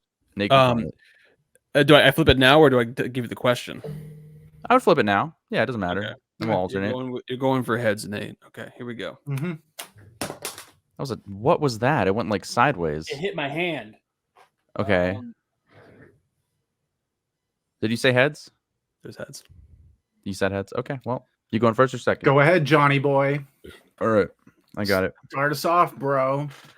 All right. Well, since I lost on what was one of the most overrated films of the last couple of years, I thought I'd kick off this one with what is one of the most underrated film of the last few years. What do you Okay. mean by few years? I'll let you go back to like 2017, 2018. I mean, like it's last, I don't know, last like 5-6 years. That's fine. So it's a little more. I have my answer. I'm Oh. gonna shout it out. Is that okay? Yeah, go ahead. Yeah. Okay. It's The Greatest Showman from 2017 with Hugh Jackman. The Greatest Showman from 2017. Okay. Right. Let's see here. I'm just looking in my diary right now to see stuff that I've watched. I'm going with Us. John, you start. It's 1 minute. All right, I'm gonna go 1 minute. Okay. Yeah, The Greatest Showman 2017. This movie, I feel like it's one of those movies that you walk into the theater, you don't really know what to expect, but I was in tears within the first 5 minutes of this film. I feel like it got a lot of hate because of the real life P.T. Barnum and what he did behind the scenes. But if you want to go into a movie and laugh and cry and just feel emotional and love every single song that has literally stood the test of time since it came out and been like, there's been so many recreations of all the music in this movie, then this is the movie for you. Like, I absolutely just was blown away by The Greatest Showman. I've seen it 3 or 4 times since it came out. Hugh Jackman, Zac Efron, there's so many just amazing scenes in this movie. There's been people that have taken the songs from this movie and sung them on talent shows. Like, it has literally just been everywhere, and it still is out there. The Greatest Showman is just one of my favorite movies of the last 5 years, and I feel like it just got a lot of hate for reasons that were kind of outside of his control. If you just look at this movie for what it is, it's so insanely entertaining and emotional and exciting and fun. Okay. You went like a couple seconds over, but that was pretty much 1 minute. Nate, Us, whenever you are ready. So out of all 3 of Jordan Peele's movies, I feel that Us is the most underrated by far, but to me, I think it's his best because it takes great family dynamics. It takes something that actually happened in history and is able to tie it into like modern times. The way that they reveal things slowly, one at a time, keeps it very suspenseful. And it gives one of the best performances in horror movies, I think, ever in Lupita Nyong'o. And just seeing the camaraderie, it felt like a real family that was going on here. And Jordan Peele did something really clever and really creepy when it comes to the term of doppelganger, which is something that we all know, something we've all heard of. But something's eerie when you see your own face looking back at you and you're unsure of why. And when you start to see that everyone is affected by this and you're not quite sure why. And it's got one of the best openings at the pier where you're not sure of what. Okay. Good opening statements from both you guys. Nice job. John, the rebuttal, whenever you are ready. How about this? Whenever I'm ready. Because what the fuck happened to the timer app? All right, you're muted. Oh, okay. Whenever you're ready. I'll just say the same thing again. I said exactly. When I think of Us, I don't think of an underrated film at all. You look at this as one of Jordan Peele's best, if not his best, just depending on what you feel is more horrifying and what's more story driven. Like, this has a 93% on Rotten Tomatoes. Like, people loved this movie. I think it was just absolutely groundbreaking. When it comes to The Greatest Showman, I feel like that's a movie that just was under the radar. People saw other movies because it came out around the holiday season. People kind of forgot about it. And when you actually sit down and watch it, you are just completely emotionally captivated. I just don't see Us as that type of movie. Okay, you're done. Actually, I have a little bit of time to spare, it seems like. All right, interesting rebuttal from John. Nate, what is your response? There's nothing about The Greatest Showman that's underrated. If anything, it's overrated in every single aspect. Hugh Jackman gives an iffy performance. The best part of the movie is Zendaya. And the only good thing that's long lasting and is going to stand the time is that This Is Me. And it didn't even win the Oscar. It got so much praise for all these technical achievements and the history. And you're right, P.T. Barnum was an ass. And there's no reason that you should go back and watch this. The songs were unforgettable and unused. Done. Oh wow, I like that you just take him out of the video like that. I meant to hit mute, That's but smart. No, my that's cursor went a little too low when I looked down. a good way to do it. Okay. Okay. Good rebuttal from Nate. John, your response whenever you're ready. I think when you say that the movie is actually overrated, is actually false. When you look at what's overrated, maybe it's just how long these songs were just in pop culture and people were talking about them. Maybe they're not that good, but when you actually take this movie for what it is, it's so emotionally captivating. It's so fun. You just sit there and you're having a great time around the holidays when this thing came out. With Us, it's a great movie. I don't see how you can say it's underrated. There's so many captivating things about that movie. It may or may not. It may be the best one of those 3 films that Jordan Peele has come out in. Okay. Wow. Okay. So Andy was not joking. This is tough. I think Nate has a closing statement still, doesn't he? Do you? Yeah, Nate has a Yep. closing statement. My bad. It is very tough though. And it's 30 seconds? Yep. I think it could be 10 or 15, but okay. We can do 30. Here we go. Whenever you're ready. So looking at underrated, nothing with The Greatest Showman is underrated at all. It's just very fairly rated. But with Us, when you talk about Jordan Peele's filmography, sure, he's only got 3 movies right now, but all I ever hear people say is Get Out changed the landscape of film, and Nope was a great adventure comedy horror. Us knocks both of those out of the park. I could watch that any day of the week, and it's still going to get a 5 out of 5 from me with fantastic performances and creative story. And Yeah. Okay. There you go. All right. And John, your 30 seconds whenever you are ready. Oh, no, I already have my closing. That's up to you're you now. done. Okay. Yeah. Fuck. You guys made some really good points. That's nice. John, Hi. I liked what you said about it coming out during the holiday season, and other movies kind of overshadowed it. I wish you named those other movies because I don't remember them. Just for a so I can fully remember. I think it was Star Wars. One of the Star Wars 2017, movies it might have been probably in Rogue it. One. Rogue One, maybe. Or maybe The Rogue Last One, if it was Jedi. 2016. Okay, I'm not sure then. And with Us, Nate, I really liked what you said about Jordan Peele's other movies get talked about way more, like Get Out in particular, even Nope. Us isn't really talked about too much. That was a good point there. I like that I like what you had to say about like Jordan Peele exploring like things we've kind of been afraid of, like doppelgangers and stuff like that. That was cool. And with The Greatest Showman, getting the concerts and like some of the spin-offs or whatever that they like on Broadway, whatever they've done. But I haven't seen any of that stuff. So I don't know how factual that is. Oh, it's and- definitely factual. Sorry, that's what it is. Maybe, I guess. But I think what kind of solidified it for me was Nate's rebuttal saying like it's not underrated. If anything, it's overrated or fairly rated. This Is Me being the best song didn't even get the Oscar. That kind of nailed it for me. I thought that one was really good. And also what he said about Us being the movie that doesn't get talked about that much at all out of his filmography. And yet it could be like definitely it's better than Nope and Get Out getting that much attention. I don't know. So I think Nate hit the argument and rebuttal a little bit better, a little bit stronger than John. So I do think I give the point to Nate on this one. Greatest Showman versus 3 for 3. Us. Nate's 3 for 3 on movie fights. I thought John, I thought your opening was just a little too personal in terms of like it made me cry immediately in 5 minutes. I love stories. It felt a little bit more of like a personal. Well, that's why I connection picked why it. love it so much. Right. Yes, I mean, it's our opinion. You couldn't so, tell.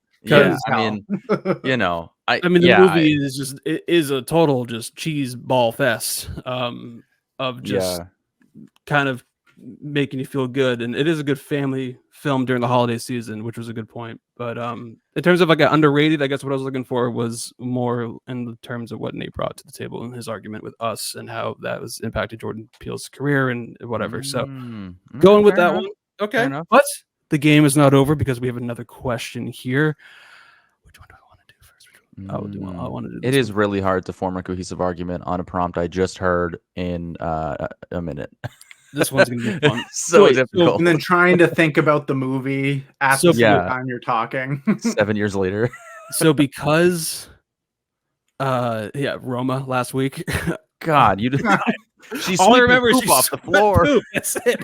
And it wasn't a bad But argument. then at the end, you're really like, wasn't I that actually bad. kind of liked kinda Roma. liked was a it. pretty I'm good gonna give it a 3.5. Okay, so this one, so because Nate just won that first round, does he get to choose who goes first this next one? No, I would get to go second this time. It alternates You because go whoever second. he, Okay, so, yeah. so That's how it does works. that mean Nate gets to choose his pick first?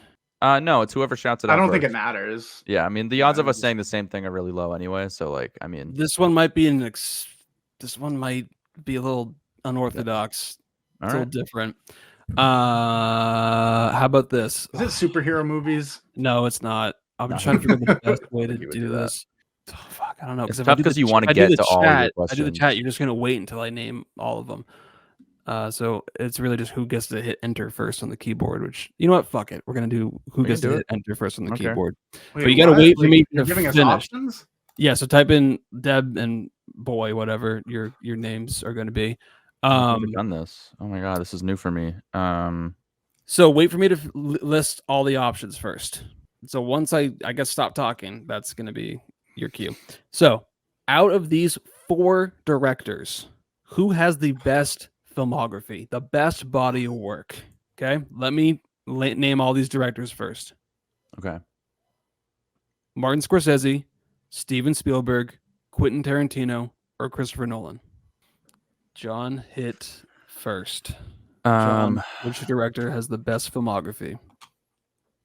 That's a tough question. I have an answer right when you said it, but I don't know if I want to go with that person. But jeez, I think I'm gonna go with Nolan.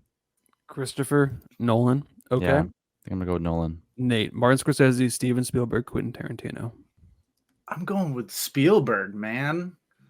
Steven Spielberg. Okay. All right. Christopher Nolan versus Steven Spielberg. Who has the best filmography? Nate gets to open first. Nate does his opening argument. Nate, whenever you are ready. So when you think movies, you think of spectacles. You think of a leader who is there to bring you into a theater to enjoy this movie for hours. It's Steven Spielberg.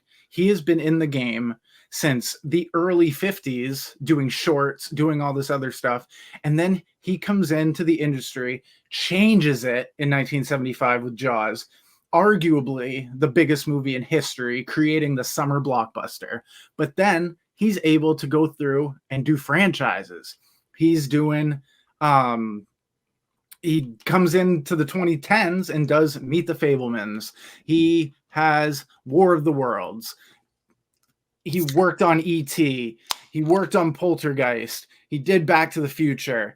All of these movies have Spielberg, whether he directed them or whether he was a producer, he had his hands on it, created some of the greatest movies through the 70s all the way to the 2000s. That is the end of Nate's opening argument. A lot of good points. I do want to fact check a little bit, but you did actually say producer, because Steven Spielberg did not do Back to the Future, but he did produce it. So you did say a little bit actually. We can leave this up to you, Ducky, because since you're the moderator. But technically, it doesn't matter if he's right. It's just the argument.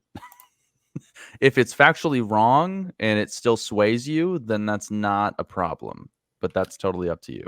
Well, I mean, you can't just make up something. No, that would be ridiculous. But like, And try to saying be that right. Spielberg directed Back to the Future is a made up story. Okay. And I screwed up on my thing because the list that I had up was his producing credits, not his directing credits. That's a weird and thing I just with noticed IMDb. that. So I was like, oh, that's why I don't recognize any of these things. Well, at the end, you said and directed or produced. So you tried to save it. That's why I had to, because I looked and saw executive producer and was like, I need to correct this before I get called out. Yeah. Okay. Okay. Now I have the right list. So, all right, I'm good to go. Ducky, do you mind writing the exact prompt in the chat just so I can see it in front of me, just to make sure I remember it exactly verbatim? What director has the best filmography? That's it. What director has the best filmography of these 4? Okay. That's even better.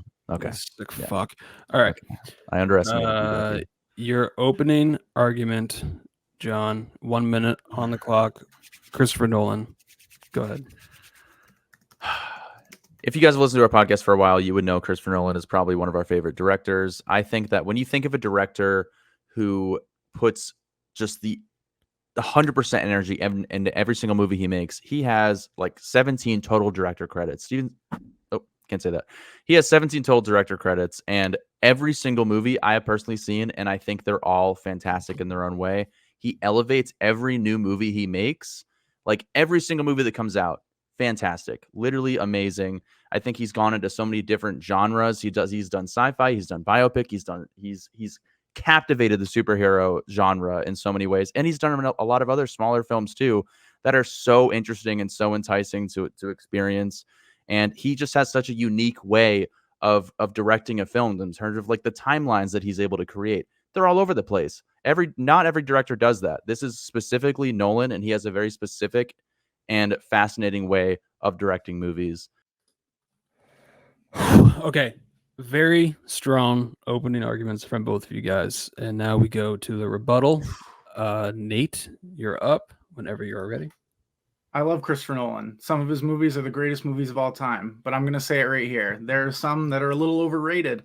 And I will say, as his years have gone on, his movies kind of start to look the same. Just this kind of undersaturated look at a bunch of these movies that, like, I go to the movies to see bright and colorful, and I get that that's part of his story, but he started off kind of slow with Memento, The Following, Insomnia. Then he got into his Dark Knight, but then you kind of got that dread. You got that undersaturated just I thought I was in my minute segment. That's why I 30 seconds goes by awfully quick. Okay. John, your response to what Nate just laid down. So the question is, what director has the best filmography? When you look at best filmography, I see a lot of stinkers in Spielberg, especially in the last probably 5 or 10 years. He had Indiana Jones, Kingdom of the Crystal Skull, one of the worst movies ever made. Arguably not a great film. You got the BFG, you have West Side Story, like just kind of like movies. Whereas you look at Christopher Nolan, every single movie is captivating, a theater experience that you want to be there for, a movie that you're going to rewatch all the time. Oppenheimer, you're going to rewatch it. Dark Knight Rises, I've seen it 10 times. Inception, are you kidding me? That's one of Spencer. Oh, that's me. I love Inception. Okay. Can't say that though, you're unbiased. I can say if I liked a movie or not. Biased. Hated The Greatest Showman. Okay. Oh, no wonder I lost the argument. Nate. Okay. Wait. Is that it? That's it. Nope. 2 closing statements. Oh, okay. Might be ready. Steven Spielberg is obviously the superior director. Sure, he had some stinkers in there, but if you look across his entire filmography, you've got Lincoln, you've got Tintin, you've got Munich, War of the Worlds, AI, Minority Report, Catch Me If You Can. All of Christopher Nolan movies, they seem to be in this just fantastical universe where Spielberg crosses all these grounds. He's got historics, he's got sci-fi, he's got realism, he's got adventure, he's got horror. He crosses everything where Nolan doesn't. Nolan just. My closing. All right, you're closing whenever you are ready. The only reason Spielberg has crossed every single genre is because he's 100 years old. Nolan is going to do that at some point. Every single movie he's made has been captivating and incredible. He's done several different genres. He's done murder mystery. He's done superhero genre. He's done magicians in his own different ways. He's done time travel. He's done so many things. That's not a good argument to say that he hasn't crossed as many genres as Spielberg. Spielberg just does a lot of kind of fluff pieces, in my opinion. I don't think they're as good as what Nolan's brought to the table. Okay, and time to spare on that. You had 4 seconds to spare. Oh, damn. I like that you brought in the fact that there was another argument. I didn't think we would bring that. I never mentioned anything you said, but you mentioned stuff I said. Well, yeah. You're allowed to do that. Oh. Just not in the opening argument. Myself. I think for myself. Well, that's your priority. You can talk about whatever you want to talk about. I can't stick my chin out any further. No, unless you're Reese Witherspoon. All right. Ooh. That was a very tough round. That could not have been easy for you guys. Steven Spielberg, Christopher Nolan, some of the best. Yeah, they're both amazing. Like, what the fuck? Amazing. They've done incredible stuff. I'm going to go to their movies. Sure. Like But it comes down to the argument. That's the point. John, you had a lot of good stuff on Christopher Nolan. I like that you said that he elevates pretty much everything that he does, and you did give a lot of good examples of the true range that Nolan does have. I mean, he doesn't just do the same things over and over again. Like you said, he does like he started out in the small independent world, and he went up to the blockbuster superhero and elevate and just completely transformed that whole genre into what it is today. And no matter what he does, big or small, he plays with timelines. He does unique things. So I thought what you said was very strong there. And Nate Spielberg, I love what you said about like he pretty almost similar to Nolan, but like he kind of created the whole blockbuster genre, which with Jaws, he can work in franchises. He can do just like the typical little Fableman story. I thought that was very strong. But when it came down to it, I thought it kind of ended up just naming the movies that he worked on, where I was hoping to hear a little bit more of I don't know, not like I didn't really guess I needed like the movie examples more than like I needed to know, I guess, the impact that these directors have had maybe on audiences or something like that. And I think I got that a little bit more with Christopher Nolan with John. So I think I'd give the point to John, but it was very close. I think what kind of won me over was with John's line of Steven Spielberg's 100 years old. Of course, he's had time to do all this. So I was like, I mean, yeah, that's true. Yeah, but that's something we can't control, though. You can't control it. You can't control it. But it was an argument, and I made it. He did name or give examples of like he named The Dark Knight. But no, well, I said Spielberg, like with Spielberg against Spielberg, like the BFG and because I was at the top of the list. Kingdom of the Crystal Skull. I was like, no, John was naming these as like examples of Spielberg's that just flopped and he couldn't get right. But yeah, he takes a lot of shots. Anyways, it was very close. I'm giving the edge to John for Christopher Nolan. It's tied up. Last question for the content, baby, for everything here. I actually have to write it out. Fuck. Well, I'll write it out when you guys think about it. So, let us know the question first. To simmer. Number 3. If you took somebody, pulled them aside, found out that they have never seen a movie before, what film would you show them, and why? I feel like I run into a lot of people like this, sadly. Oh my god, never. Like maybe movie, they've watched bro? like Kung Fu Panda 2, like when they were like 12 on TV, but like movies, no. But they're curious. They come to you because they know you're the movie guy. You're those movie dudes. Yeah, and they're like, you know, movies. What's a movie that I need to see? I think we've all experienced this conversation with somebody. Right. We asked the new guy at work today, what's your top 4, your letterbox 4? And he's like, oh, I'll have to think about it. And we never got answers today. Okay. I personally, can I shout out my answer? If you have it, yeah, go ahead. I hate to keep it in the same realm, but I'm going to go Interstellar. Interstellar. Never seen a movie before. You're showing them Interstellar. Okay. Mm-hmm. All right, I'll go in the same realm. I'm going E.T., the extraterrestrial. Nice. I like that. I like this. I like this a lot, Nate. You are my worthy competitor. Oh, they're read Interstellar out by hand. Oh, wait. I got this. Yeah, no, shit. I don't know how it does. Stupid cameras. Direction are we going? Stupid cameras. Everything's backwards. Okay. All right. Ass backwards. I wish. Back it up. John, no, you don't start.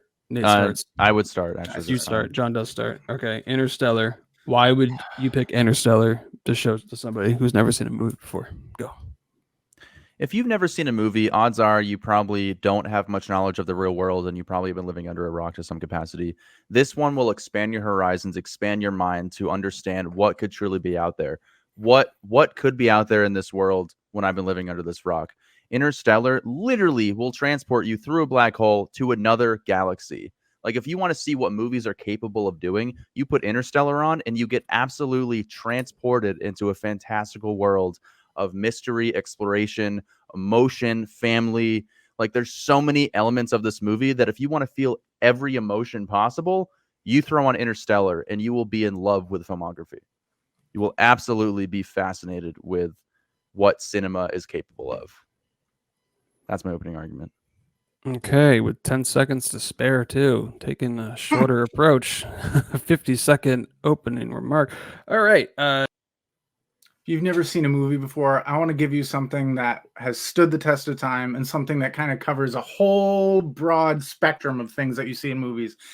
With E.T., you've got kind of a coming-of-age movie with these kids. You've got sci-fi with E.T. himself. You have amazing performances. You've got Dee Wallace as the mother. I don't remember the kid's name. I think it's Henry Thomas. He does a fantastic job. You even get a little bit of horror at the beginning when you don't get E.T. Like, you sit here and you grow to love this family. You grow a connection to this character. He doesn't even really have to say anything. Just walking across the screen, everything with Reese's Pieces. It's going to make you love this movie. Plus, you've got an amazing soundtrack. You've got Spielberg on the helm, making one of his greatest movies ever, one of the most iconic characters ever. And it kind of covers the entire spectrum of what movies are about: adventure, horror, drama, family, coming of age, all of it. And Spielberg covers it here with one of the most. This cutting off thing is very effective. Shit. Okay. Great I opening feel like statement. we from should both of you implement guys. like a timer. We can. Spencer just doesn't want to do it on his computer. I did it last time. Oh, no. Well, it's something we can figure out later. Like, that's no problem. What if we did like a ticker, like an actual sound effect with like I Well, could the make thing is, something in Premiere. I don't want, personally, and I don't want you guys, I don't want you guys to just be looking at the timer while trying to give an opening or your statements. I'd rather you guys just be in your head thinking about the stuff. And I appreciate feel like that. the time, looking at the time ticking is just stress that we don't need to add to this. It's already very stressful. Already Okay. stressful. That's fair. Okay. So my rebuttal. Good opening statements from both of you guys. John has a rebuttal whenever you're ready. 30 seconds on the clock. I think when it comes to E.T., that's more of a movie for nostalgia and cinephiles, for people who have seen the movie before to really appreciate it. If you're showing a movie to somebody for the very first time, a movie that came out in 1993 with a weird alien in a bodysuit, that could be a little bit off-putting, and it might turn you away from watching movies in the future if you want people to get into movies. Interstellar is a modern day thing that could transport you to the future. Like, oh, this is where movies are now. Imagine where they can be in the future. Imagine what else is out there. E.T. That's it. That's 30 seconds, John. All right. Do you have a question? No, I have a fact check that you need to do. What's up? John said that 1991. E.T. came out in 1993. It came out in 1982. Okay, well, it's not really that affected. It doesn't really affect that much. It doesn't really matter. Oh, It's just still you a wait. Just you weird wait. little Just you alien wait. man. Well, Just to you give a wait. little, as the judge and moderator, it went right over my head. Didn't even think about it. Also, I'm you just- could say that in your rebuttal if you wanted to make that a point. This doesn't count toward you getting a Nope, point. I already got it off. All right. Whenever you're ready, rebuttal. Nate, 30 seconds. If you think Interstellar is a good movie to show somebody for the first time, the first time I watched it, and I've heard this from a bunch of people, it can be very confusing. It can be very heavy. There can be a lot to take in on a first time watch. You don't want that. You don't want to be stressed out when you're watching this movie. I want to be able to sit down, enjoy my experience, have a good time, get a little bit of everything involved. And plus, yeah, E.T. came out in 82, not 93. Sure, it's older, but it's iconic. It's there for you. Interstellar. 30 seconds right there.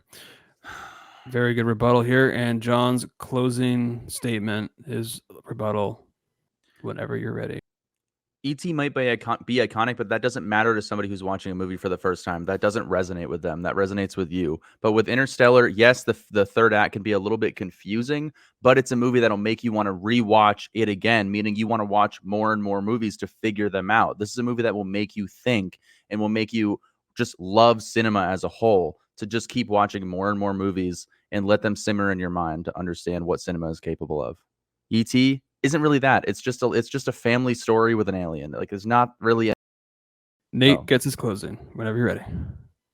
So yeah, E.T. is iconic. It's iconic to us, but you want something that the people are going to enjoy, and you don't want them to have to think the whole time and forcibly have to possibly rewatch it, especially if they don't like it. With E.T., it's lighter. There's probably a better chance that you'll like it. You've got mood. You've got the music that'll keep you involved, amazing performances. And just because it's iconic doesn't mean that someone watching it for the first time can't also find it iconic. It's something you can know without even having to see the movie. So that's just how big this movie is, and it would be a great first watch. He nailed that 30 seconds. God damn. Okay. Yeah, I feel like it's in my head. I feel like I'm getting it almost exactly right every time. Yeah. I never know. God I'm damn just it. like, what can I say? What can I say? Don't cut to black. I wish I could say something again because I just not having the final closer is tough. For me, there was a clear winner this last Mm. round. I mean, I didn't get enough of what I was looking for, and the other person just rebutted so hard, and it's the winner. Fuck. Yeah, I felt good mean, this round. the fact what solidified it for me was you saying like if I've never seen a movie before, like it's a hard first time watch. Interstellar. I remember sitting in the theater with John and Aaron Limburger, and we watched Interstellar, and I came out of it thinking like, I don't know if I liked it, and like we were all very confused. Like, what's that? What was that? And I do think most people had that response, but then of course once you rewatch it and keep watching over and over again, you pick up on a lot more things and you can kind of enjoy it. But Nate nailing the ET, just kind of being all genres. It does horror, it does sci-fi, it's coming of age, has that range, and everybody loves ET. It doesn't even need to talk, so it can appeal to so many people because it's just a lovable little creature. And not wanting to be stressed and confused the first time you watch a movie, I think was probably the biggest thing I was latching onto throughout that argument. So fair enough. Yeah. I mean, I don't disagree. I feel like I might make the same ruling just based on those points.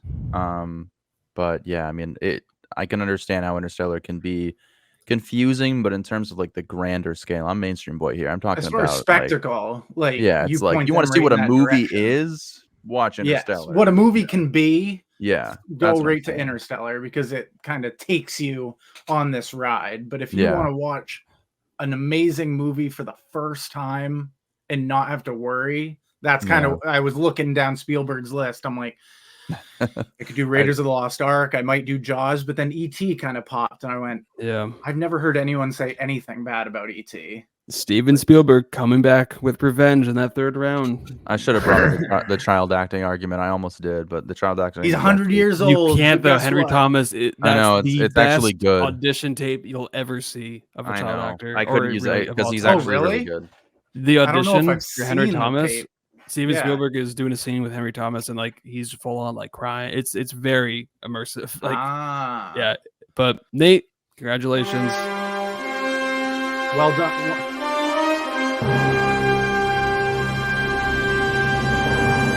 Dudes fighting make-believe belts. Good job, Nate. Proud of you. I think you earned it. It was well fought, my friend. Cheers to You you. had me shaking, and you had me shaking in that second round. I was Oh, like, the anxiety came back. I'll tell you that.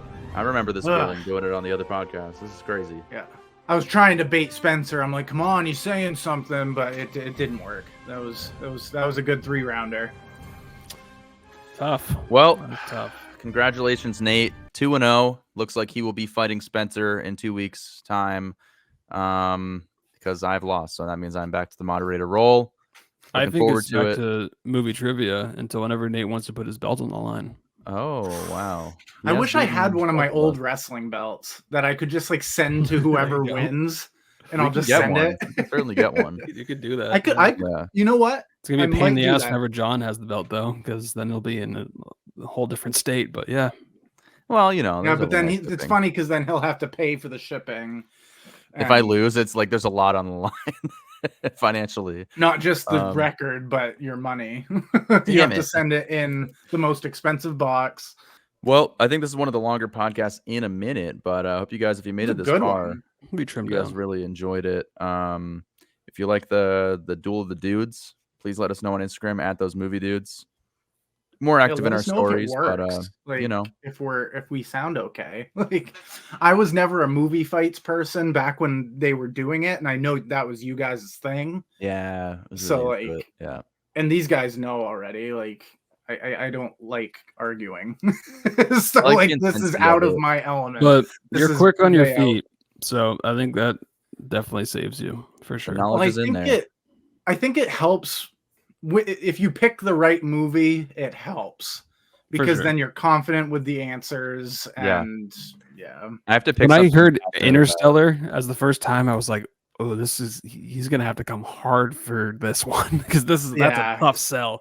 Interstellar. I mean, that made me feel better going with ET because I was like, okay, it's a little. I mean, I could have picked like towards... Sextuplets or something simple. I'm like, oh, this is what a movie is. I want it to like be like, okay, I'm captivated. Movies are cool now. Oh, Jesus Christ, we're still recording. What the fuck? I thought we stopped recording. No, I literally. No, we didn't even have the outro. Or... I know. No, I thought this was still part of the podcast. Shit. Either way, I'm just sitting here. All right, there we go.